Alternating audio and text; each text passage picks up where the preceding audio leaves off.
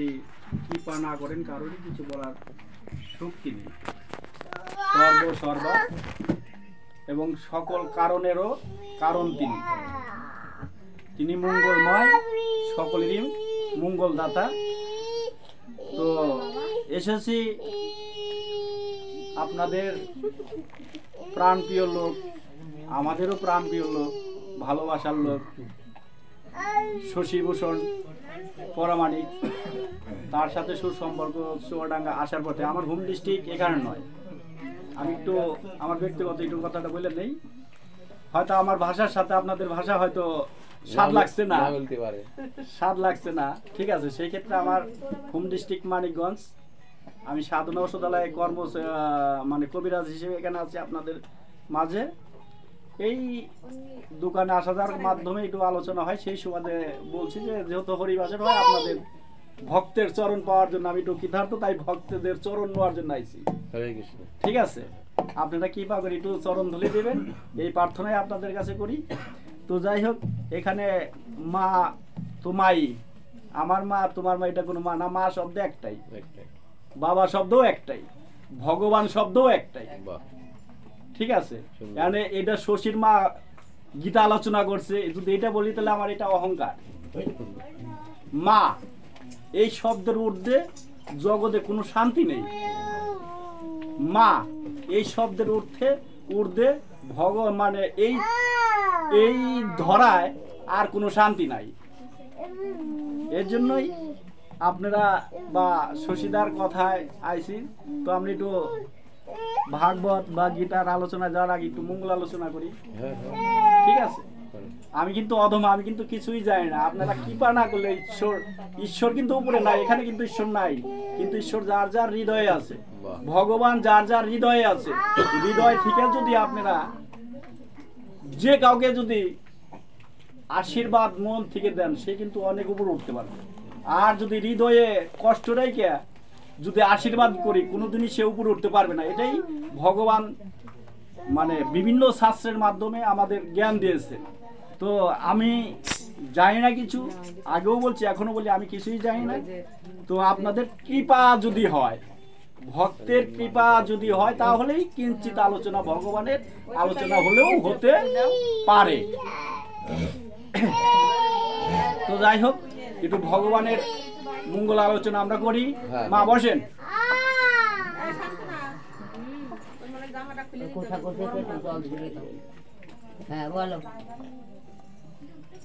আপনার কৃপা নইলে তো বলার শক্তি আমার কিছুই নাই।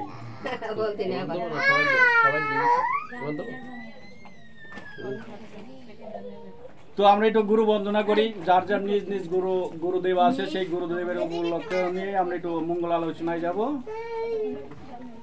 ওম অজ্ঞান তিমিরান্ধস্য জ্ঞানাঞ্জেন শলাকয়া চক্ষুরুং মিলিতং যেন তস্मै শ্রী গুরুবে নমঃ।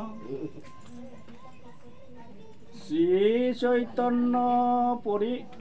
চৈতন্য মনোবিষ্ঠম স্থাপিতং যেন ভূতলে স্বয়ং রূপং কদামহং দদাতি পদান্তি কম। বন্দেহং চি গুরু শ্রী যুত পদ কমলং শ্রী বৈষ্ণবাংচ শ্রীরূপং স্বাগতং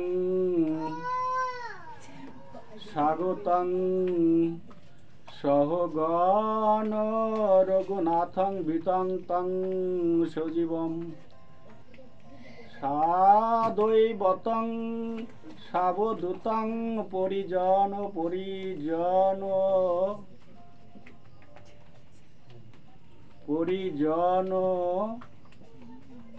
তুষ্টিং কৃষ্ণম চৈতন্য দেবং শ্রী রাধা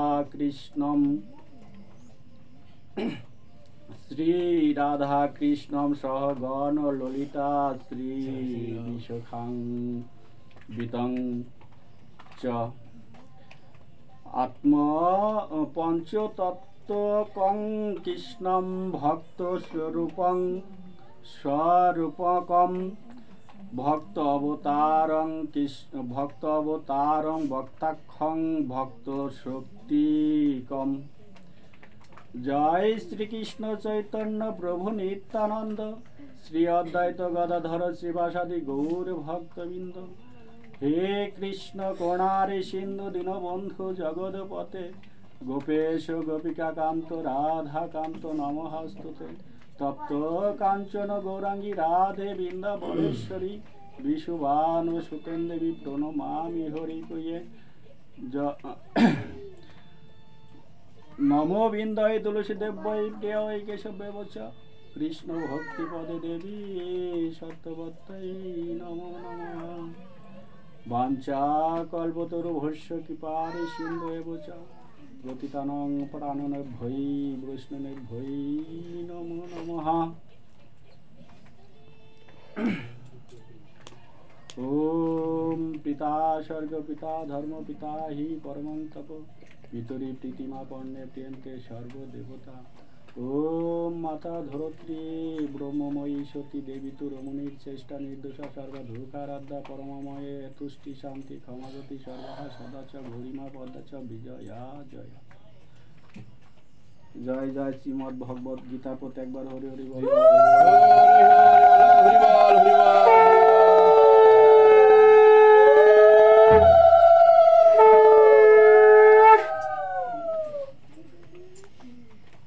তো আমি অজ্ঞ, আমি কিছু জানি না। আপনাদের কৃপা বিনে ভগবানের কথা, ভগবানের ভক্তের কৃপা বিনে আলোচনা করার শক্তি আমার নেই। এই হলো, আমি আপনাদের কাছে আশীর্বাদ চাই। এক দ্বিতীয়তে ভগবান গীতার থেকে আমি একটু আলোচনায় যাচ্ছি। গীতার প্রথম অধ্যায় হচ্ছে অর্জুন বিষাদ যোগ। অর্জুন বিষাদ যোগ এই গীতার শ্লোক বা গীতার ব্যাখ্যা করার মতো আমার মতো অধমের কোনো শক্তি নাই। এর জন্যই 18 দিনে 18 অধ্যায় গীতা রচনা হয়েছে। এটার পূর্ণ ব্যাখ্যা করার মতো শক্তি আমার নেই, এবং গীতার সংক্ষিপ্ত বা শ্লোক বলার শক্তিও আমার নেই। তারপরও আমি বলছি, অর্জুন বিষাদ যোগ। ধৃতরাষ্ট্র উবাচ ধর্মক্ষেত্রে কুরুক্ষেত্রে সমবেদা যুযুৎসব মামকা পাণ্ডবা শৈশব কিমু কুর্বত সঞ্জয়। অর্থাৎ ধৃতরাষ্ট্র সঞ্জয়কে প্রশ্ন করতেছে, জিজ্ঞাসা করতেছে, হে সঞ্জয়, ধর্মক্ষেত্রে কুরুক্ষেত্রে সমবেদা যুযুৎসব মামকা পাণ্ডবা শৈশব কিমু কুর্বত সঞ্জয়। হে সঞ্জয়, ধর্মক্ষেত্রে কুরুক্ষেত্রে আমার পুত্রগণ ও পাণ্ডর পুত্রগণ যুদ্ধের জন্য সমবেত হয়ে কি করিলেন, কি করিতেছেন? এটা ধৃতরাষ্ট্র তার প্রিয় আর কি কাছের সঞ্জয়কে জিজ্ঞাসা করলেন। অর্থাৎ ধৃতরাষ্ট্র একজন জন্ম অন্ধ, সে চোখে দেখেন না, কিন্তু সঞ্জয়ের মাধ্যম থেকে ধৃতরাষ্ট্র ওই কুরুক্ষেত্রের যুদ্ধ সম্বন্ধে সে জানতে চাচ্ছে, এবং সঞ্জয়কে দৈব চক্ষু প্রদান করেছিলেন। হয়তো আপনি বলবেন যে সঞ্জয় কি করে, কোথায় কুরুক্ষেত্র আর কোথায় হলে ধৃতরাষ্ট্র রাজপ্রাসাদ, সে কি করে জানতে পারলো, কি করে সেই সংবাদ ধৃতরাষ্ট্রকে শোনাবে? কিন্তু সঞ্জয়কে বেদব্যাস দৈব শক্তি অর্থাৎ দিব্য চক্ষু প্রদান করেছিলেন, যে কুরুক্ষেত্রে যাই ঘটুক সঞ্জয়ের মাধ্যম দিয়ে সঞ্জয় নিজে দেখবে, হ্যাঁ নিজে দেখবে, সেই চক্ষু সঞ্জয় দেখে তার যুদ্ধের বর্ণনা তোমাকে শোনাবে, এইভাবে আর কি বলা আছে। তো অর্জুনের বিষাদ যোগ কেন? প্রথম অধ্যায় লিখেছে অর্জুনের বিষাদ যোগ যোগের কারণ কেন, বিষাদের কারণটা কি? তখন ভগবান শ্রীকৃষ্ণ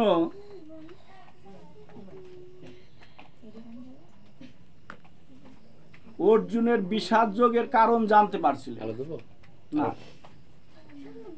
কারণ জানতে পারছিলেন যখন যুদ্ধের প্রস্তুতি উভয় পক্ষে নিয়ে ফেলাইলেন, তখন যুদ্ধের প্রস্তুতি নিয়ে ফেলাইলেন, তখন অর্জুন কৃষ্ণকে বলছিল, হে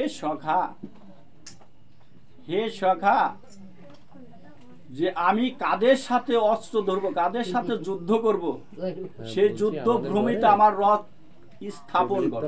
বড় বালপুটা আছে নিয়ে এসেদিন, এই আলো জোর আসছে না। বিষাদ মানে দুঃখ, এইজন্য আমার দুঃখ।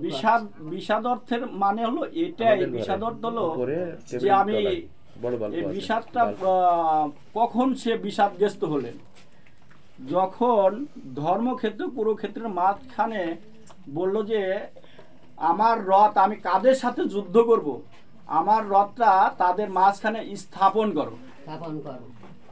যখন এই রথ স্থাপন করলেন, তাকিয়ে দেখলেন যে আমি যাদের সাথে যুদ্ধ করব তারা সবাই আমার জ্ঞাতি গোষ্ঠী, সবাই আমার আপন বন্ধু বান্ধব, ভাই বাদার, হ্যাঁ, শ্বশুর, সবাই আমার আপনজন, অর্থাৎ তাদের বিরুদ্ধে আমার যুদ্ধ করতে হবে। যখন এই দৃশ্য দেখতে পারলেন, তখন ভগবান অর্জুন রথের মধ্যে তার ধনুর্বাণ সাইড দিয়ে মানে বিষাদগ্রস্ত হয়ে বসে পড়লেন, যে হে সখা, আমি এই জ্ঞাতি গোষ্ঠী মানে নিধন করে এই রাজ্য নিয়ে আমার কি লাভ, আমি এই যুদ্ধ করব। এই কথা বলে ধনুর্বাণ নিজের হাত থেকে পরিত্যাগ করলেন। পরিত্যাগ করার পরে বিসঙ্গ বদন এসে রথের মধ্যে বসে পড়লেন। তখন এই বিসঙ্গ বদন বা এই বিসঙ্গতাটাকে দূর করার জন্য, অর্জুনের এই বিসঙ্গতাটাকে কাটানোর জন্য 18টা অধ্যায়, গীতার 18টা অধ্যায় লিপিবদ্ধ করলেন। এই গীতাটা হচ্ছে আমাদের মানব জীবনের সংবিধান, অর্থাৎ আমার আপনার সংবিধান। আমাদের এই দেহের মধ্যেও 18টা মুকাম আছে। আমাদের এই 18টা অধ্যায় গীতা রচনা করছে। 18টা দেহের, এই আমার এই মানব দেহের ভিতরে 18টা মুকাম আছে, 18টা ধাম আছে। যা আমরা গীতা রানিং পড়ে যাই, গীতা যখন আমি রানিং পড়ে যাব, এই গীতার মাহাত্ম্য আমি কিছুই বুঝবো না, রানিং পড়ে গেলাম, কিন্তু এটা পড়ার হয়তো ভগবান খুশি হবে বা ভক্ত খুশি হবে, কিন্তু যারা জ্ঞানী, যারা নিজেকে নিয়ে ভাবে, দেহ নিয়ে ভাবে, ভগবানের সাথে, পরমের সাথে, জীবের মানে পরমাত্মার সাথে জীবাত্মার সম্পর্ক হলেই গীতার রস আস্বাদন করতে পারে। তাছাড়া আমি রিডিং করে যাবে, যেমন বললাম, ধর্মক্ষেত্রে কুরুক্ষেত্রে সমবেতা যুজুৎসব মামকা পাণ্ডবা শৈশব কিমু কুর্বত সঞ্জয়। আপনিও কিছু বুঝেন নাই, আমিও কিছু বুঝি নাই, যে বললো শুনতে একটু ভালো লাগলো, এই পর্যন্তই। কিন্তু এই কথার অর্থটা কি, এর ভিতর কি রস লুকিয়ে আছে? এই যে আমরা বলি গীতার 18টা অধ্যায়, এই 18টা অধ্যায় কিন্তু আমার এই মানব দেহ থেকে আসছে। ভগবানের 18টা মুকাম আছে, দেহের মধ্যে 18টা মুকাম আছে, দেহের মধ্যে 18টা মুকামে লোক বাস করতেছে। সেই তত্ত্ব, সেই রস যখন আপনি জানবেন, তখন গীতার কথা, ভগবানের কথা, যদি ওই যে বলে না যে বৃন্দাবনে বাঁশি সুর টান দিলেই রমণীরা ঘরের মানে স্বামী ফেলেতে বাঁশি সুরে চলে গেছে, কেন গেছে? ওই রস আস্বাদন করা, ওই রসটা তারা জানতো।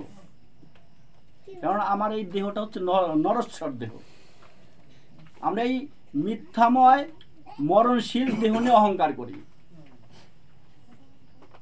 আমরা এই দেহ নিয়ে অহংকার করি, কিন্তু এই দেহ থেকে এই প্রাণবায়ুটা বেড়ে যায়, এই দেহের কোনো মূল্য নাই। মূল্য আছে। যতক্ষণ ভগবান যে মানে জীবাত্মার সাথে পরমাত্মার আকর্ষণ চলছে, ততক্ষণ আমার এই দেহের মধ্যে হাওয়া যাচ্ছে আর আসতেছে। যখন এই পরমাত্মার সাথে জীবাত্মার সম্পর্ক ছিন্ন হয়ে যাবে, তখন এই দেহ অচল হয়ে যাবে, এই দেহে আর কাজ করবে না, এই দেহে আর কোনো অহংকার হবে না, অহংকার থাকবে না। এই অহংকারের মূল তিনটা। এই 18টা মোকাম যখন আমি জানতে পারবো, 18 মোকামের তথ্য আমার জানা থাকবে, তখন আপনি দেখবেন বাহ, ভগবানের কথা যেখানেই হোক আপনার না গেলে ভালো লাগবে না। তখন ভগবানের কথা শুনতে মন চাবে যে এই দেহটা কি, এই চোখের সামনে দেখছি একজন চলে যাচ্ছে, চোখের সামনে দেখছি, তারপর কিন্তু আমি অহংকার করতেছি আমার আমার ছেলে, আমার বউ, আমার বাড়ি, আমার গাড়ি, আমার সবই আমার। কিন্তু আমরা কখনো বলি না এগুলো সবই ভগবানের, এই কথাটা আমাদের মধ্যে নাই। যে এখানেও আছে একটা স্বার্থ নিয়ে, না থাক, এখানেও আছে একটা স্বার্থ নিয়ে। ভগবানের অনুষ্ঠান হয়ে যাবে, বক্তব্য শেষ হবে, কীর্তন শেষ হবে, প্রসাদ পেট ভরে খেয়ে চলে যাবো, ঠিক আছে। কিন্তু এখানে এখানে এখানে ভগবানের কথা সুন্দর। সবচেয়ে বড় বিষয়টা কি, যে আপনারা এখানে আছেন না, আমার কাছে আনন্দ লাগতেছে। ভগবানের, আপনাদের ভিতরে ভগবান জাগ্রত আছে, কেননা ভগবান পরমের সাথে পরমের সম্পর্ক, জীবের সাথে পরমের সম্পর্ক, বা ভগবানের সাথে যদি আমার সম্পর্ক না থাকে, ভগবানের জায়গায় আমি যাব না। কেননা এখানে অনেক লোক আছে কিন্তু তার ভিতরে ভাব নেই, ভগবানের সম্পর্ক তার সাথে নাই। যতক্ষণ পর্যন্ত ভগবানের সাথে আপনার আমার সম্পর্ক, বন্ধুত্ব না হবে, ততক্ষণ কিন্তু আমি ভগবানের সামনে যাব না, ভগবানের কথা ভালো লাগবে না। ভগবান কে? ভগবান থাকেন কোথায়? ভগবানের আহার কি? এইগুলো কিন্তু আমরা মানে নির্ণয় করতে হবে। এইগুলো কিন্তু আপনি যখন ওই যে কি বললাম, ভগবানের ধ্যানে যখন আপনি থাকবেন, যখন মানুষের সাথে কখন আপনারা ভালো লাগতেছে। ভগবান কি? ভগবান থাকেন কোথায়? ভগবান কি করেন?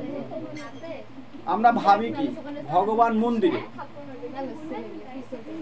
ভগবান মন্দিরে নাই, আমার কাছে ভগবান মন্দিরে নেই। কিন্তু তারপর আমরা মন্দিরে আসি কেন? ভগবানের রূপ দুইটা, চিন্ময়, মিন্ময়। চিন্ময়টা দেখা যায়, এই যে চিন্ময় হিসেবে যে রাধা গোবিন্দর যে মূর্তিটা, মা দুর্গার যে মূর্তিটা, হ্যাঁ, এগুলো হলো চিন্ময় মূর্তি। অর্থাৎ মন্দিরে যেতে হবে, মন্দিরে না গেলে সনাতন ধর্মটা আমার, আমি যে সনাতনী, যে আমি যে সনাতন ধর্মের মধ্যে আছি, এই সনাতনীর মধ্যে আমি থাকবো না, তখন আমি সমাজ ভ্রষ্ট হয়ে যাবে। কারণ আমাদের সমাজ নিয়ে চলতে হয়, মানুষ নিয়ে চলতে হয়। মানুষ নিয়ে চলতে হলে সমাজে থাকতে হবে, আর সমাজে থাকতে হলে সমাজের আইন নীতি মেনে চলতে হবে। আর এটাই হচ্ছে সমাজের মেন মেরুদণ্ড, হচ্ছে আমাদের চিন্ময় রূপে ভগবান। আর যেটা দেখা যায় না, অদৃশ্য মিন্ময়, যেটা অদৃশ্য, ওই যে আমরা বলি না জীবাত্মা পরমাত্মা, আমরা কিন্তু জীবাত্মাকে দেখতে পাই, কিন্তু পরমাত্মাকে অনুভব করি। এখন আপনাদের কিরকম কিভাবে আছে আমি জানি না, তো আমরা জীবাত্মাকে দেখতে পাই, জীবাত্মার খাবার আছে, জীবাত্মা খায়, পরমাত্মারও খাবার আছে, পরমাত্মাও খায়। জীবাত্মা তো খায়, ঠিক আছে, আর পরমাত্মা, জীবাত্মার খাবার কি? আমরা নিত্য যে খাবার খাই, ভাত, এভরিথিং যা খাই, এটা হলো জীবাত্মার খাবার। এই খাবারটা না খেলে আমার শরীর অচল হয়ে যাবে, শরীর চলবে না। এটা হলো জীবাত্মার খাবার। আর পরমাত্মার খাবার কি? পরমাত্মার খাবার। এই যে আপনারা সাধুগুরু বৈষ্ণব এক জায়গায় বসে ভগবানের কথা আলোচনা করছেন, ভগবানকে নিয়ে ভাবছেন, ভগবানকে নিয়ে চিন্তা করতেছেন, ভগবানের অমৃত রস আস্বাদন করার জন্য যে বৈশা ভগবানের কথা সুন্দরভাবে শ্রবণ করবেন, ওটাই হচ্ছে পরমাত্মার খাবার। অর্থাৎ নাম যজ্ঞ হয়, সেখানে কি হয়? নাম সংকীর্তন হয়। যে কীর্তন শুনে শ্রবণ করে সেটা হচ্ছে সে পরমের খাবার নিচ্ছে। আর যেটা আনন্দ বাজার, যেখানে আনন্দ বাজার লাগায়, অর্থাৎ ডাল ভাত ডাল প্রসাদের আয়োজন যেটা, সেখানে আমরা কীর্তন শ্রবণ করার পরে সেখানে যাচ্ছে যেটা প্রসাদ নেই, ওটা হচ্ছে জীবের খাবার। ঠিক পরমের সাথে যখন পরমের মিল হয়, যেমন এই যে শশী বড় ভাই, তার সাথে কি হয়েছে, সে কিন্তু এই যে আপনাদের যে মানে কি বলবো, গোবিন্দর বা ভক্তের প্রতি যে আপনাদের যে এত সুন্দর মতি, বা আপনাদের মতো ভক্ত, কি বলবো, এটা আমার ভাষায় আমি বোঝাতে পারবে না। যে ভগবান যে নাই আমরা বলি, এটা হলো মিথ্যা কথা, ভগবান আছে। তো যাই হোক, দাদার সাথে কি হয়েছে, পরমে পরমে সম্পর্ক হয়েছে, জীবে জীবে সম্পর্ক হয় নাই। কিন্তু এখানে সেই টানে কিন্তু আমরা এই যে আমার বাবা সকলটা যেভাবে মানে ভগবানের কথা শোনার জন্য, শ্রবণ করার জন্য যেভাবে অধীর আগ্রতা বসে আছেন, হয়তো আমি সেই রকম বক্তা না যে ভগবানের কিছু অমৃত রস আস্বাদন করানোর মতো, সেরকম আমি বক্তা না। তো বাবাদের উদ্দেশ্যে বা মায়েদের উদ্দেশ্যে এটাই বলবো, ভগবান মন্দিরে থাকে না, আল্লাহ মসজিদে থাকে না, ভগবান যার যার হৃদয়ে। বাস্তব ভগবান হচ্ছে পিতা মাতা, বাস্তব। এখানে আমি ভগবানের সামনে মাথা ঠকিয়া কপাল ফাটিয়া রক্ত বের করে ফেলবো, ওই হাত দিয়ে আমার মাথায় হাত দিবে না যে বাবা তুই দীর্ঘজীবী হ, ভালো থাক। আপনার চরণে যাই পাও দেই, মাথাটা নিচে করার আগেই আপনি আমাকে মাথায় হাত দিবেন। এর জন্য হচ্ছে বাস্তব ভগবান হচ্ছে পিতা মাতা। আর আমরা সবারই পিতা মাতা আছে। আপনি বুড়ো হয়ে গেছেন, বয়স হয়ে গেছেন, তারপরে আপনার মা বাবা আছে। আর মা বাবা কখনো কোনো সন্তানের কাছে থেকে মারা যায় না। মা বাবা কখনো সন্তানের কাছে থেকে মারা যায় না। মারা যায় তখনই যখন আমি মারা যাব, যখন আমার এই দেহের মধ্যে প্রাণ পাখি থাকবে না, সেদিনকে আমার মা বাবা মারা যাবে। কারণ আমি সেদিনকে আমার মা বাবার নাম বলতে পারবো না। আমি যতক্ষণ বাইচে আছি, আমার মার অংশ আমার মধ্যে আছে, আমার বাবার অংশ আমার মধ্যে আছে। এটা প্রত্যেকটা লোকের মধ্যে আছে, প্রত্যেকটা জীবের মধ্যে আছে। এই জন্যই সবাইকে আমি এটা করজোরে আমি অনুরোধ করব, কেননা পৃথিবীতে আমরা এসেছি মা বাবার কারণে। মা বাবা সৃষ্টিকর্তাকে স্মরণ করছে, সৃষ্টিকর্তার মাধ্যমে আমরা আইছি। সৃষ্টির রহস্য যখন আপনি জানতে পারবেন, যে কোনো মানুষ সৃষ্টির রহস্য যখন আপনি আস্বাদন করতে পারবেন, সেই সন্তান কোনোদিন মা বাবাকে এড়িয়ে চলবে না, খাইবার দিক বা না দিক। মা বাবা খেতে চায় না, মা বাবা সন্তানের কাছ থেকে হাসি মুখে একটা ডাক শুনতে চায়, মা কেমন আছিস। এতেই মা বাবা খুশি, এতেই মা বাবা খুশি, আর কিছু চায় না। যদি হাসি মুখে, ওই যে বলে না যে বিদেশে যদি সন্তানের কোনো দুর্ঘটনা ঘটেও যায়, আর কেউ জানুক বা না জানুক, আগে জানে মা। এটা কিন্তু চিরন্তন সত্য কথা। এতে বিন্দু মাত্র স্বর্ণে খাদ থাকতে পারে বা আছে, কিন্তু এর মধ্যে কোনো খাদ নেই। এটা আপনি লিপিবদ্ধ করে নিতে পারেন। কারণ হলো ব্লাড, মাংস, স্তক, এই তিনটা জিনিস মার। এই জন্য বলছি আমি যেদিন মারা যাব সেদিনকে আমার মা বাবা আমার কাছ থেকে মারা যাবে। আমার বাবা গত হয়ে গেছে, আমার বাবা পেয়ে গেছে, ভগবানের চরণে লীন হচ্ছে। আপনারা আশীর্বাদ করেন সেই জন্য আমার বাবা যেন ভগবানের চরণে লীন হয়। কিন্তু বাবা আমার কাছে এখনো আছে, মা তো আছে। এই জন্য হয়তো আপনার বাবা হয়তো ভাববেন আমার মা বাবা চলে গেছে, মারা গেছে, এটা ভুল। এই তথ্য জানে না বিদায় ভাবে যে আমার মা বাবা মারা গেছে। কিন্তু মা বাবা, সন্তান যতক্ষণ বেঁচে থাকে ততক্ষণ মা বাবা মারা যায় না।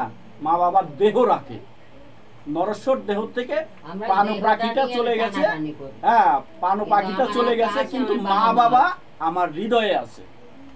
কেন ওই পাখিটা আমার ভিতরে এখনো নিচ্ছে, জীবাত্মা পরমাত্মার সূত্র চলছে, কেননা আমার নিঃশ্বাস প্রশ্বাস চলছে। এই কারণে মা বাবা কখনো মারা যায় না। এর জন্য প্রত্যেকটা সন্তানকে বলবো, প্রত্যেকটা ভাই বাদার বা আমার বাবাজি মাজিদের কাছে এটাই অনুরোধ রাখবো, কখনো মা বাবার চোখে কোনো আচরণে হোক, কথাই হোক, খাবারে হোক,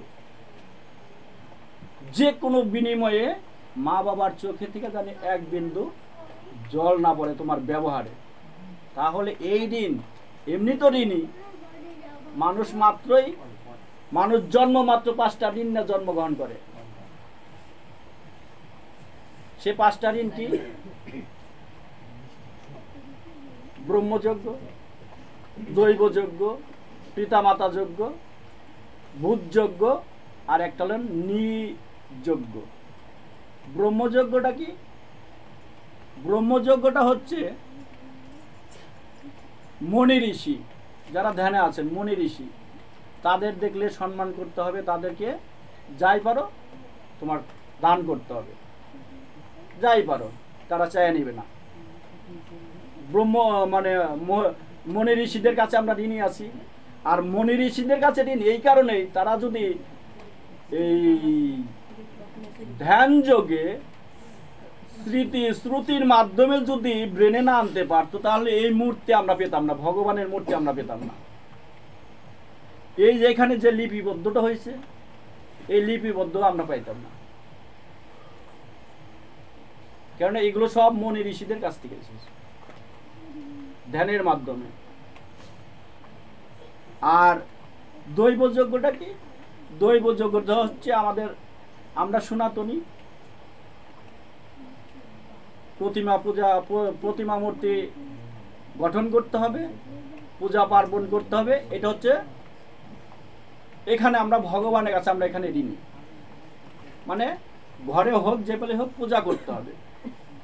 আর উঠানে বা সকালে মনি ঋষি, অর্থাৎ যে আমরা বলি না সন্ন্যাসী হয়েছে, পারলে সেখানে যাইয়া কিছু দান করে আসতে হবে। আর ঘরে নিত্য পূজা করতে হবে। পূজা মানেই সে বলছে দৈব পূজা, অর্থাৎ মূর্তি পূজা করতে হবে। আর পিতামাতা, পিতামাতার তো ওই যে বললাম সর্বসর্বা, ওই যে বলছে না আমি সর্ব কারণেরও কারণ, এটা আমার পিতামাতা। সকল পূজার কোনো প্রয়োজন নাই, কোনো পূজা করলাম, বাবা মার সেবা করলাম, একমাত্র মন থেকে না হোক, রাগের বশবর্তীতেও যদি কোনো ছেলে 10 হাত ফাঁকে থেকে যদি একটা ফুল মা বাবার চরণে ফেঁকে দেয়, এর থেকে খুশি ভগবান আর হয় না, এর থেকে খুশি আর ভগবান হন না। তুমি তীর্থে যাবে, গয়ায় যাবে, বৃন্দাবনে যাবে, কোনো লাভ নেই। আর এই পরীক্ষাটা কে করলেন? দেবাদিদেব মহাদেব। 2 সন্তানের মধ্যে যখন কার্তিক এবং গণেশের মধ্যে যখন ছোট এবং বড়, বুদ্ধিমান এবং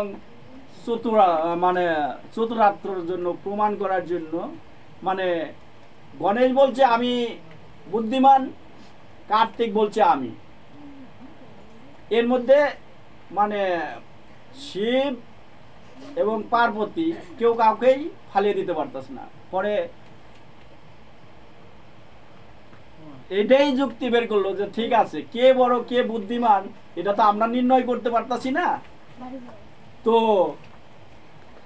নির্ণয় হবে ইয়ের মাধ্যমে, যে এই ত্রিজগৎ ঘুরে যে আগে আমাদের চরণে এসে ভক্তি দিতে পারবে,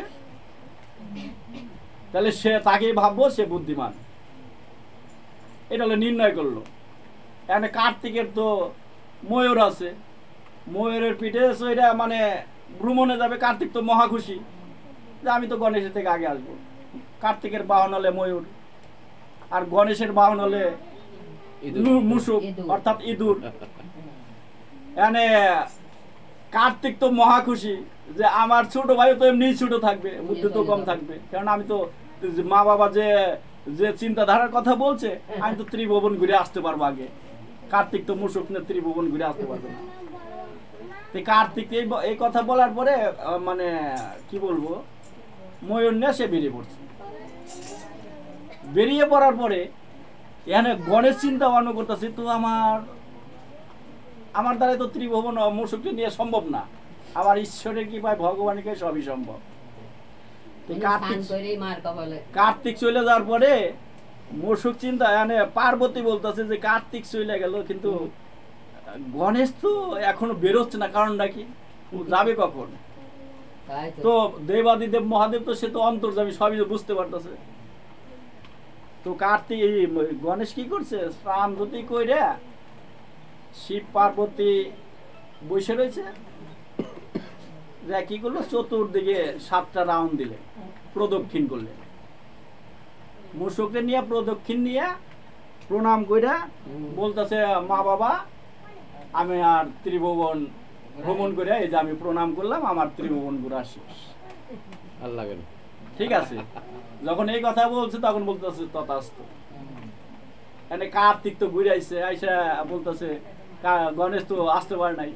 এনে গণেশ রে পাশে বসে রাইখা বলতেছে যে মা, গণেশ এসে বলতেছে যে বাবা মা আমি তো ত্রিভুবন ঘুরে আসছি, গণেশ তো যাই নাই। কয় না বাবা, বুদ্ধিতে গণেশই সর্বসিদ্ধি লাভ করেছে, সর্বসিদ্ধি গণেশই লাভ করেছে। কয় কিভাবে? সে তো ত্রিভুবন ঘরে নাই, আমি তো ত্রিভুবন ঘুরে আইছি, যে তার কিছু কিছু নমুনা আমি নিয়ে আইছি, তাহলে সে নমুনা দেখাই। পরে বলতেছে বাবা রে, গণেশ তো আমাকে যুগলে দাঁড় করিয়া বসিয়া সে আমাদের প্রদক্ষিণ করছে, আর এই ত্রিভুবনে পিতা মাতার ঊর্ধ্বে কোনো তীর্থ আছে? কোন তীর্থ আছে? তখন ওই যে ওখান থেকে এর জন্য গণেশকে কি করা হয়, সকল পূজার আগে গণেশের পূজা আগে দিতে হয়। যাই হোক, আমার আলোচনায় ভুল টুটি হতে পারে, ঠিক আছে। এইভাবে এর জন্য বলছি, পিতা মাতাকে সর্বসর্বা দেখাশোনা করবে, পিতা মাতাকে অবহেলা করবে না। ঠিক আছে, পিতা মাতার প্রতি কখনোই অবজ্ঞা অবহেলা করবে না। এটা হলো আমি ব্যক্তিগতভাবে ভাগবত বা গীতার আলোচনা বাদ দিয়ে ব্যক্তিগতভাবে আপনাদের কাছে করজোরে বিনতি করব যে মা বাবাকে কখনোই অবজ্ঞা করবে না, এটা আমার অনুরোধ থাকবে। তো অর্জুনের বিষাদ যোগের কারণ তার আত্মীয় স্বজন বধ করতে হবে, এই কারণে অর্জুনের বিষাদ যোগ মনের ভিতরে আবির্ভূত হলেন। আর এই বিষাদ যোগটাকে দূরীভূত করার জন্য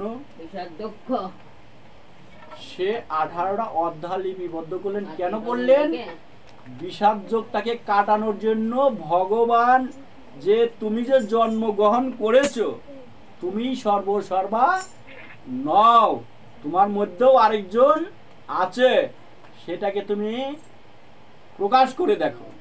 তুমি জাগো আজকে আপনজন বলছো, যারে আজকে বন্ধু ভাবছো আছো, এরা কেউ না,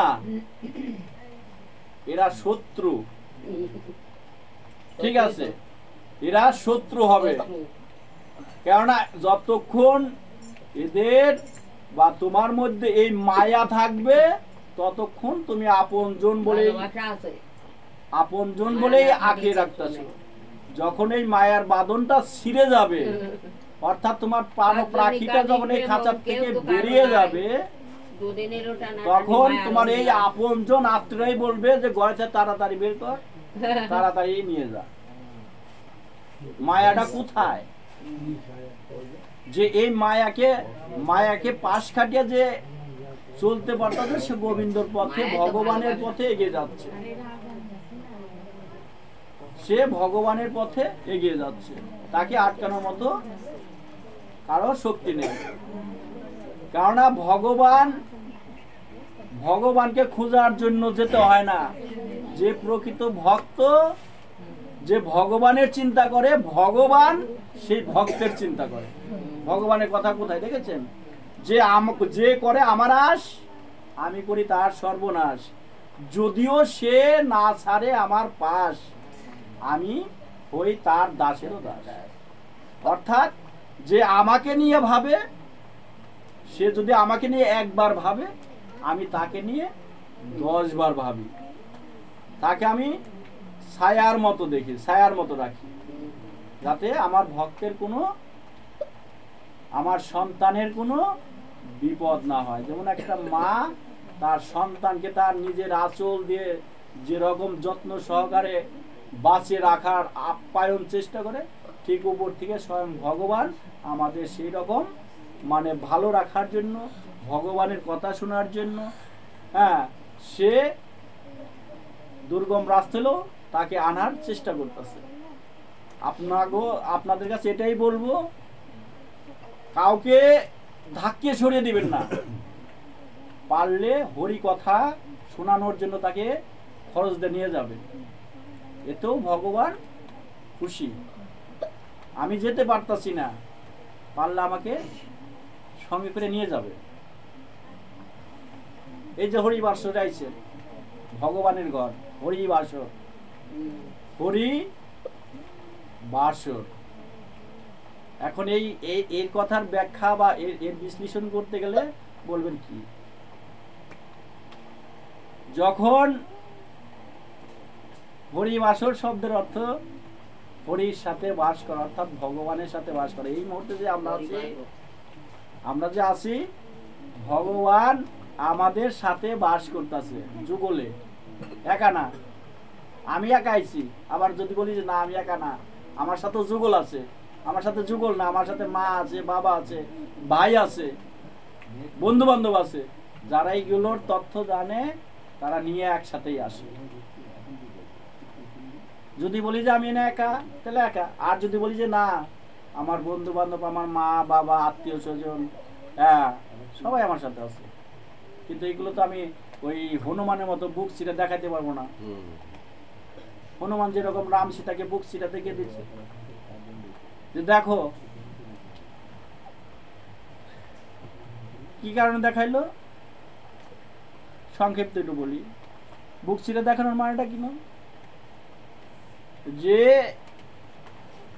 রামের ভক্ত, অর্থাৎ পরশুরামের ভক্ত ছিল হনুমান, এতটাই ভক্ত ছিলেন, এটা সীতা দেবী অতটা প্রাধান্য দিতেন না। বা সীতা দেবী কি করলেন, যেহেতু আমার প্রভুর ভক্ত, সে কি করলো, সীতার গলার থেকে হার খুলিয়া হনুমানকে দিয়েছিল। যেহেতু আমার প্রভুর ভক্ত, সমস্যা নাই। হার খুলিয়া যখন ওই হনুমানের হাতে দিয়েছিলেন, তখন হনুমান ওই হার বিভিন্ন জায়গায় মানে গন্ধ নেওয়ার জন্য, মানে গন্ধ নিচ্ছে যে আমার এখানে যে আমাকে যে এত দামি জিনিসটা দিল, এর মধ্যে কি আছে শুনছে। বিভিন্ন জায়গায় শোনার পরে দেখলো যেটা যে কারণে শুনলো সেই জিনিসটা নাই, হাতটা দিছিল ফালিয়া, হাতটা ফালিয়া দিছিল। যে কি কারণে শুঙ্গা বিভিন্ন জায়গায় হাতটাকে শুঙ্গা গলার থেকে দেওয়ার পরে হাতটা বিভিন্ন জায়গায় না কিনা মানে শুঙ্গা যখন দেখলো ওর মধ্যে কোনো কিছু পাইলো না, তখন হাতটাকে ফালিয়ে দিল, দামি হাত ফালিয়ে দিল। এতে কি হলো, সীতা দেবীর মনে একটু কষ্ট পেল মা সীতার মনে একটু কষ্ট লাগছে, এত দামি হার আমাকে যত্ন করে প্রভু দিচ্ছে, আর সেই হারটা আমি প্রভুর ভক্ত দেখে আমি দিলাম, আর তুই সেটা কি বলবো বনের এই কারণে তাদের বলে বনের পশু, এই রত্নের কি মূল্য বুঝলি, মর্ম বুঝলি না। যখন এইভাবে একটু কর্কশ ভাষায় মা সীতা কর্কশ ভাষায় যখন এই ধরনের কথা হনুমানকে বললেন, তখন হনুমান বললেন যে মাতাজি আমার বেদবি মাফ করবেন, আমাকে ক্ষমা করবেন, আমি ওই হারের দরকার আমার নাই, যে হারে আমার প্রভুর কোনো গন্ধ নাই, প্রভুর কোনো, আমি যে নাকে নিয়ে শুনলাম, শুনে আমি দেখলাম যে আমার এই হারের মধ্যে, এই রত্ন ধনের মধ্যে আমার প্রভুর কোনো নামের রস আস্বাদন আছে কিনা আমি দেখলাম নাই, তাহলে ওইটা আমার রেখে লাভ কি, ওটা আমার প্রয়োজন নাই, আমার এক জয় শ্রীরাম। তখন ওই যে ওই কথা বলার পরে যে তুই এই যে প্রভুর কথা বললি, নাম গন্ধ নাই, রামের নাম নাই, রামের রস আস্বাদন নাই, তুই কিরকম প্রভুরে ভালোবাসিস দেখাতো। তখন ওই যে বলছিল যে আমি কতটুকু ভালোবাসি, আমি তো প্রভুরে ডাকতে জানি না, ডাকতে পারি না, আমি তো বনের পশু, আমার কি ক্ষমতা আছে, ঠিক আছে যেহেতু মা তুমি অনুরোধ করেছো, ঠিক আছে আমি তোমার কথা অবজ্ঞা করবো। তখন কি বললো, নিজের বক্ষটাকে টান দিয়ে সিরা দেখে দিল, দেখিয়ে দেখাইলো সেখানে যুগলে, শুধু একা না, যুগলে শুধু রামকেই সে ভালোবাসে না, যুগলে একসাথে বসে দাঁড়িয়ে আছে। তখন সীতা দেবীর কি হলো, মানে ওর যে মতি ভ্রষ্মটা ছিল, সীতা দেবীর মতি ভ্রষ্মটা ভেঙে গেল। আর স্বয়ং এই ধরাধামে ভগবানের সাথে ভক্তের মিলন হয়েছে একমাত্র হনুমানের সাথে, আর কারোর সাথে হয় নাই, কোনো মুনি ঋষির সাথেও হয় নাই, একমাত্র ভক্ত এবং ভগবানের আলিঙ্গন হয়েছে হনুমানের সাথে। অর্থাৎ বনের পশু হইয়া স্বয়ং রাম অবতারের সাথে আলিঙ্গন করেছেন হনুমান। অনেক ছবিতে হয়তো দেখেন যে রামের সাথে হনুমানের কুলাকুলি দেখছেন, এটা কিন্তু ওই দৃশ্য, ওই কারণে। আর ওই একমাত্র সত্য ক্রেতা দাপর কলিতে আজ পর্যন্ত ভক্তের সাথে ভগবানের আলিঙ্গন হয় নাই, যেটা হনুমান করতে পারছে। আর আমরা মানব জন্ম পাইয়া কি করছি, দুর্লভ জন্ম পাইয়া কি করতেছি, অহংকারে বসে আছি। আমরা এই মরণশীল দেহ নিয়ে অহংকার করছি, কিন্তু এটা ভাবি না এখান থেকে ওইটা আমি যেতে পারবো কিনা, এটা আমার চিন্তা নাই, কিন্তু অহংকার নিয়ে আমার চিন্তা আছে। এই জন্যই ভগবানের কথা আস্বাদন করছেন, বা ভগবানের প্রতি আপনাদের প্রেম ভালোবাসা না থাকলে ভগবানের চরণে আসা যায় না। ভগবানের দর্শন খুবই সহজ, আবার খুবই কঠিন। যে একবার সহজ করে নিতে পারছে তার কাছে খুব সহজ। আমরা যদি একবার একটু চোখ মিলাই একটু ভাবি যে আমার ভগবান কিরকম, আপনি দেখতে পারবেন। এখন এখান থেকে আলোচনা একটু কি করলো না করলো, ওরখানে গেলাম মনে নাই, তাহলে এইভাবে তো আমার ভগবান দর্শন হবে না।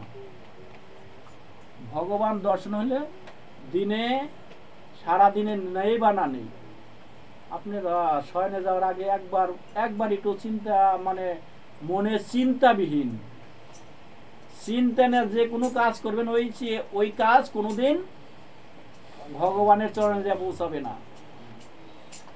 চিন্তা নিয়ে ভগবানকে স্মরণ করবেন, ওই চিন্তা, ওই ডাক কোনোদিন ভগবানের স্মরণে যাবে না। ভগবানকে সারা দিনে স্মরণ করি বা না করি, চিন্তা মুক্ত হইয়া যে কোনো টাইম একবার স্মরণ করবেন। আর যদি কোনো সন্তান যদি সকালে হোক, বিকালে হোক, দুপুরে হোক, যদি মা বাবার চরণে একটা ভক্তি দেয়, আর জগতে কোনো জায়গায় ভক্তির প্রয়োজন নাই। হরিবল হরিবল আর লাগে না। এটা আমি প্রত্যেকটা মা বাবা বা ভাই কি কই বাবা নিজের মাদের এটাই বলবো, যদি পারো এটা করবে। জীবনে বিপদ আপদ, জ্বর, ঠান্ডা, বিশাল কি বলবো বড় বড় রোগ থেকে মুক্তি পাওয়া যাবে।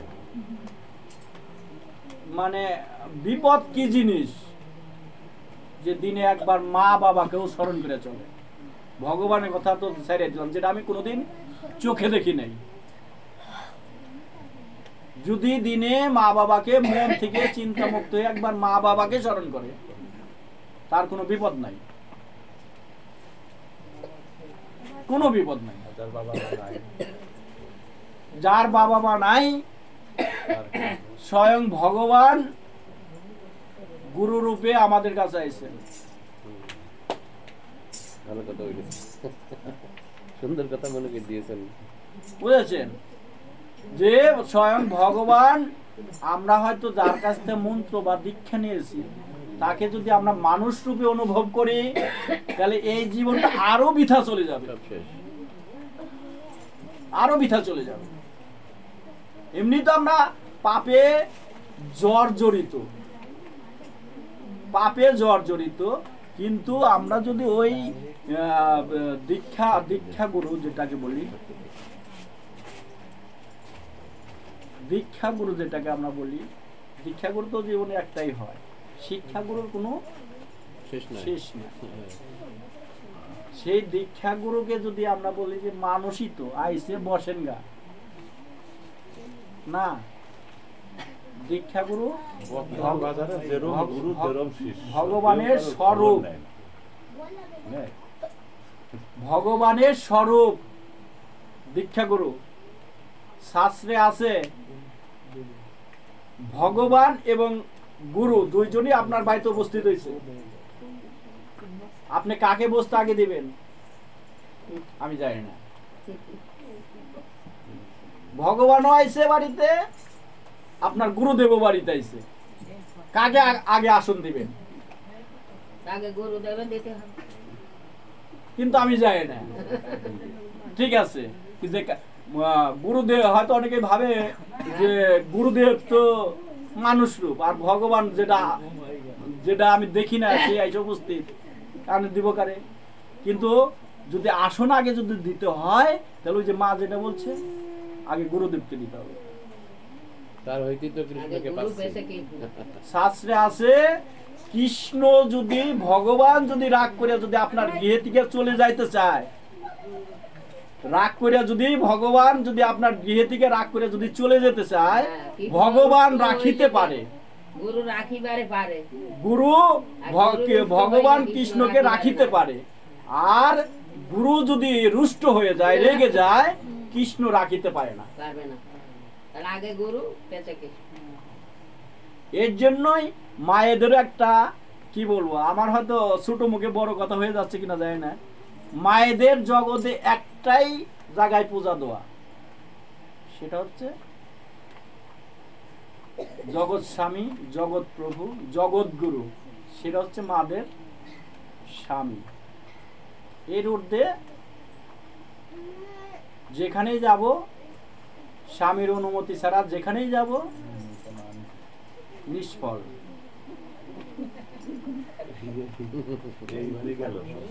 এইবারে সব গেল, মানে গেলেও কিছু করার নেই। না, কথা তো বাস্তব। এটা তো আমার কথা না, এটা আমার কথা নয়। মা বাবা গুরু স্বামী, ঠিক আছে, সবাইকে নিয়ে চলতে হবে। যে স্বামী ভজে, যে স্বামী ভজে, তার মতো সুখী রমণী নাই।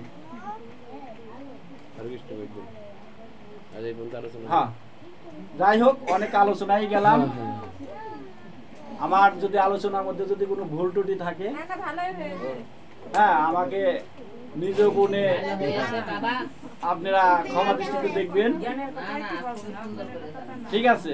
তারপরে আমি এখানে 18টা মুকামের কথা বলছি, তারপরে আমি দেহের 18টা মুকামের কথা বলেই আমি গীতা আলোচনা রাখে দিতেছি, বিশ্রাম দিতেছি। 18টা মুকাম, দেহের মধ্যে 18টা মুকাম আছে। মুকাম গুলো আমি বলে যাই। হ্যাঁ, বলবেন।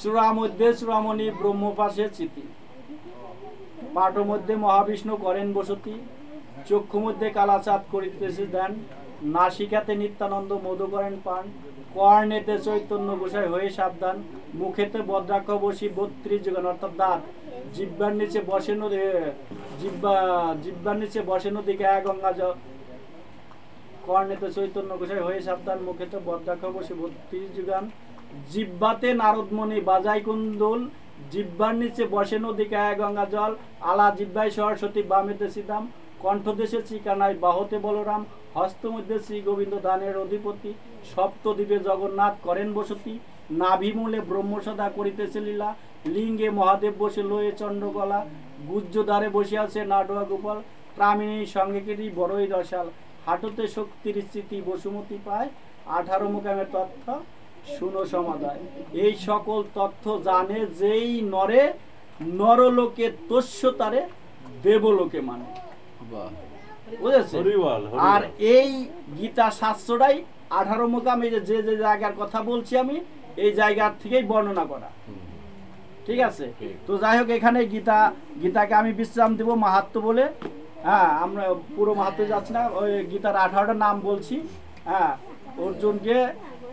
অর্জুনকে ভগবান শ্রীকৃষ্ণ বললেন, হে অর্জুন, আমার অনেক নাম, তার মধ্যে সংক্ষিপ্ত কিছু বলছি। একটু ধরে ওম গঙ্গা গীতাচ্ছ সাবিত্রী সীতা সত্তা প্রতিবত্তা ব্রহ্মবিদ্যা ব্রহ্মবলী ত্রিসন্ধ্যা মুক্তিহীনী অর্ধমাত্রা চিদানন্দ ভবঙ্গিনী ভ্রান্তি নাশিনী বেদত্রী পরনন্দা তথার্থ জ্ঞান মঞ্জুরি।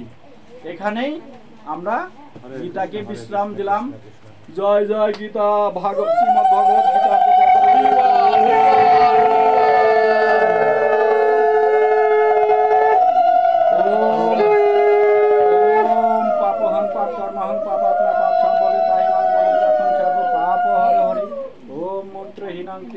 ভক্তিহীনং জনার্দন যৎপজিতং মায়া দেব পরিপূর্ণং তদস্তু মে। হরি ওম তৎসৎ, হরি ওম তৎসৎ, হরি ওম তৎসৎ।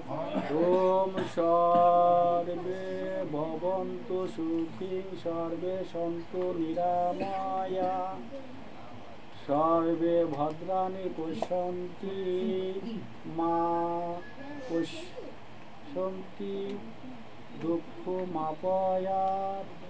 ওম শান্তি, ওম শান্তি, ওম শান্তি। আমরা এতক্ষণ বাবুল রাজবংশীর অমূল্য মুখে গানের কথা শুনলাম। অমৃতবাণী শ্রীমদ্ ভাগবত গীতার অর্থ সহ বিশ্লেষণ করে আমাদের জানালেন। দাদাকে আমাদের সবার তরফ থেকে ধন্যবাদ। এবার আমি তপন সান্যাল, আমি একটা গল্প শোনাতে পারি। হ্যাঁ, আপনি একটা সুন্দর আলোচনা করেন একটা গল্প। সংক্ষেপে। হ্যাঁ, টাইম শর্ট আছে। একেবারে সংক্ষেপে। হরে কৃষ্ণ। 5 মিনিট সময় দেবেন না? ঠিক আছে। মানে আমার গল্পের ভিতরে সমস্ত আলোচনা। হ্যাঁ হ্যাঁ, সুন্দর গল্পের ভিতরে হুম, একটা রাজা 4টে বউ ছিল। সুন্দর। 4টে বউ। একটা বোন নাম ভোগ, ভোগ, একটার নাম সুন্দরী, সুন্দরী, একটার নাম জ্ঞানী, আর একটার নাম হলো অবহেলিত। অবহেলিত। শুনেন গল্পটা খুব সুন্দর, মানে হ্যাঁ। পুরো বিশ্লেষণের মাহাত্ম্য। তা রাজার বড় বউ ভোগ যা খাতে সাথে তাই দিত তার। তাই দিত। মেজ বউ সুন্দরী যেখানে যেত সাথে করে করে নিত। সুন্দরী বউ সাথে করে করে কাজে মানে যেখানে যায় বাথরুমে গুলো সাথে নিয়ে যেত। হুম, হুম, হুম। আর জ্ঞানী সমস্ত রাজ্যের জ্ঞান তার কাছ থেকে নিত। আর অবহেলিত যে বউটা, তার সাথে একবারই তার বৈবাহিক সম্পর্ক হয়েছে, আর জীবনে খোঁজই নেয় না, না, একদম অবহেলিত। খোঁজই নেয় না। তো বউ কিছু মনে করে না। এরকম চলতে চলতে রাজা অসুস্থ হয়ে পড়ে। অসুস্থ হলে পরে বৌদ্ধ, তখন বৌদ্ধ ছিল রাজবৌদ্ধ, সে বলে আপনার আয়ু আছে আধা ঘন্টা, 30 মিনিট আপনি 5 মিনিট, 30 মিনিটের ভিতরে আপনার 4টি স্ত্রীর সাথে যদি কোনো কথা থাকে বলে নেন। তখন প্রথম স্ত্রীকে ডেকেছে যে দেখো, আমি তো তোমাকে সারা জীবন যা চেয়েছো তাই দিছি, খাওয়া দাওয়া যা চেয়েছো মোটামুটি কিছু না করিনি, তা আমার মৃত্যুর পরে কি তোমার সাথে যাবা? হয় বাবা, ওই কাজ আমি নেই, তোমার দায়িত্ব ছিল তুমি খাওয়াইছো। হুম, বাহ। সুন্দরীকে ডাকছে মেজ বউ, সুন্দরকে ডাকছে, দেখো তোমাকে আমি তো সাথে যেখানে যত জায়গায় গেছো তোমাকে আমি সাথে করে নিয়ে গেছি, আমার মৃত্যুর পরে কি তুমি আমার সাথে যাবা?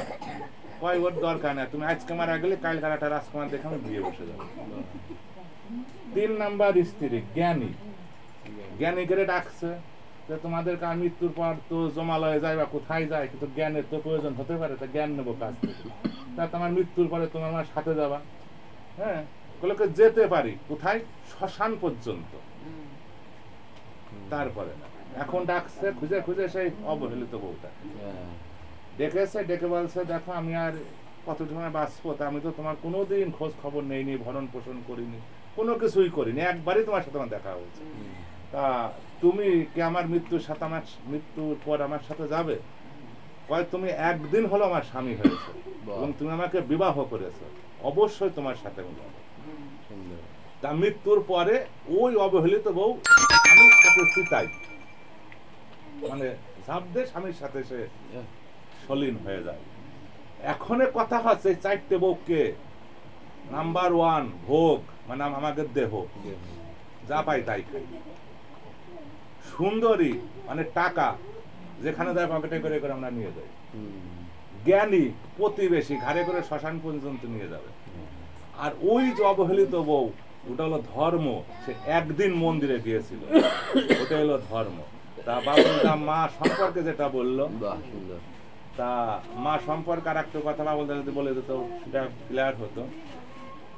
দুনিয়ার বুকে যত তীর্থ আছে, যত তীর্থ আপনি ভ্রমণ করেন না কেন, যদি পিতা মাতার পায়ের পা ধোয়া জল যদি একবার কোনো সন্তান দিয়ে সেই জল যদি স্নান করে, সহস্র তীর্থের পুণ্যিতার ওই জলে হয়। এটা বলে গেছে, এটা বৈবর্ত পুরাণে বলে গেছে। তা পিতা মাতা অন্য জিনিস বলে গেছে। তা আর কি বলবো, এবার আমাদের দেখেন কেউ কিন্তু কিছু না, টাকা বলেন, বন্ধু বলেন, ভাই বলেন, কোনো কিন্তু সাথে কিন্তু আমাদের ধর্মটাই যাবে। ধন্যবাদ। কোন ধর্মটা যাবে? এই যে আমরা ধর্মটা আলোচনা করলাম, কিছু শিখলাম, দাদার কাছ থেকে কিছু শিখলাম। ধন্যবাদ তপন দাদার সংক্ষিপ্ত বক্তব্যের জন্য। আজকে আমাদের মন্দির হরিবাসরের যে সমস্ত খরচ দিয়েছে জামাই বাবলু কুমার বিশ্বাস। আরও একটা সুখবর যে মন্দিরে ছাদ করার জন্য 20,000 টাকাও দিয়েছে।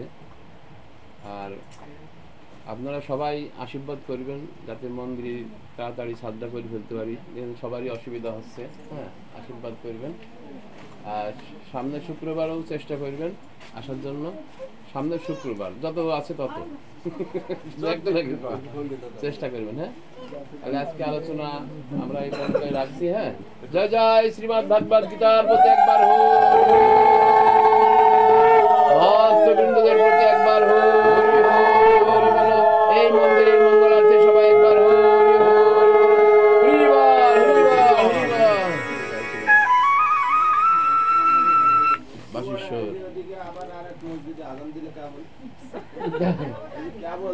না ও আজ আজানে কোনো ভিত্তি নেই।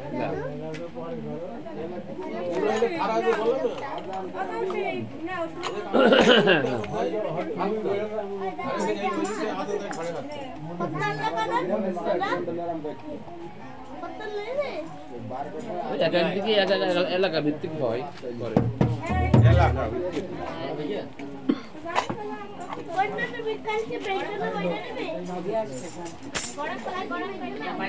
8:30 বাজে, 9টার ভিতরে 9:30 শেষ করে দেবো। 1 ঘন্টা, 9টার ভিতর শেষ। আধা ঘন্টা। আচ্ছা হ্যাঁ বেটা, আমার এই মন্দিরে শুক্রবার তো আজকে আমাদের সেই হরিবাসর অনুষ্ঠান চলছে। আজকে আর বসবো না বাপ, সকালে বসবো নি।